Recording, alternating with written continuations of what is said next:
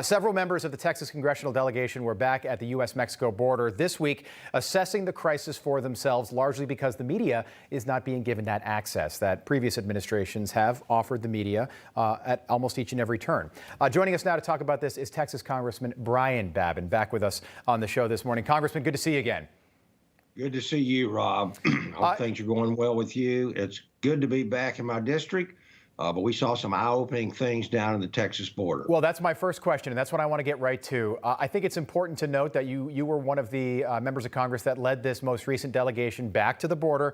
This media blackout is still in place. So in many ways, Congressman, you have been our eyes and ears, and for that, we thank you. So tell us, how bad is the situation down there right now?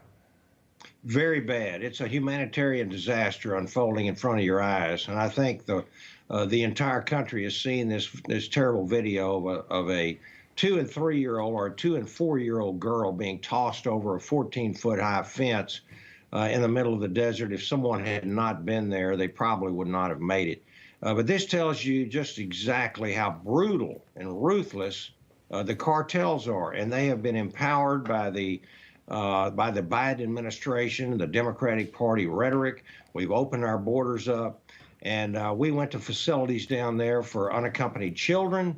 One facility in Donna, Texas, and we sent pictures in, right. And of course there was a gag order. They tried to keep us from taking these photographs, but we certainly felt like as representatives of the U.S. Congress that we had every right to You have every right to pull rank in that in situation. Yeah, we saw we saw the media suppression with Ted Cruz, and that was a good moment for the senator. But the bigger point is that they're trying to control what you, our elected officials, and trust me, you outrank staffers that are down there trying to shield you from seeing what the atrocities that are taking place behind the glass there in that facility in Donna, Texas. We were just showing video of if people at home haven't seen this, of these drug coyotes, that's what they call them, these drug smugglers, and pushing these little kids, 3 and 5 years old, over that 14-foot fence.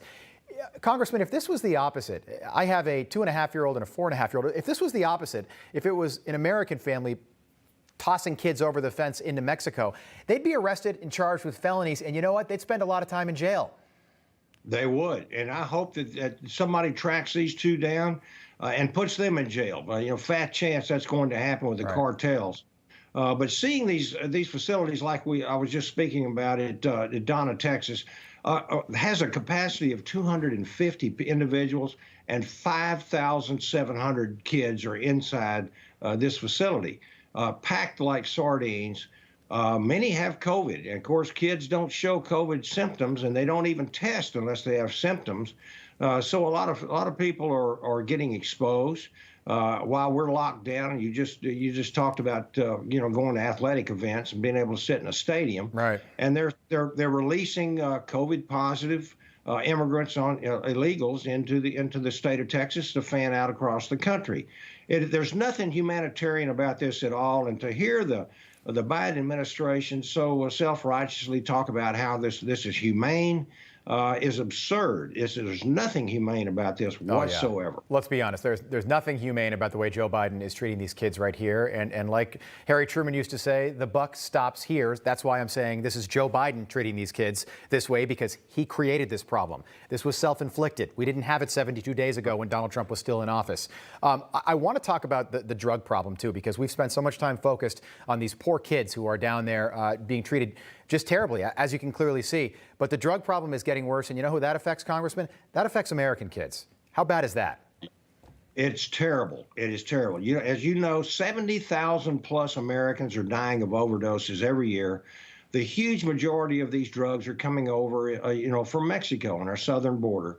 The cartels are reaping enormous profits out of this and utilizing the children and the immigrants as a diversion. And we visited with the Drug Enforcement Agency administration. We went to the ports of entry there at Laredo. We saw the drugs coming in right and left, hidden in tractor trailers and various compartments, stash houses, you name it. And we absolutely have a drug problem that has been compounded by the administration policies and reversing the Trump policies that were working. Yeah. And All I can tell you is we saw numerous instances and saw the drugs ourselves. We have photographs, and I think maybe my communications director No, sent they sent us the photos. You're popping open the trunk of a car, and there's cocaine and marijuana, and you name the drug, and those drugs make their way to American streets. Congressman, that's all the time we have, but I appreciate you sending us those pictures. I really appreciate you going down there and coming on with us and telling us what you saw, because the media, we're not allowed to go there. They're preventing us, so we appreciate it. Come back and see us soon. Will do, Rob. God bless. Thank you. You too. Have a nice Easter. Thanks, Congressman. Hey, I'm Rob Finnerty. Thanks for watching. If you enjoyed this video, please join the conversation in the comments below. Don't forget to subscribe, too. Hit the bell icon to be alerted to breaking news. And remember, there's a whole lot more on Newsmax TV, America's fastest growing cable news network. Newsmax TV, we're real news for real people.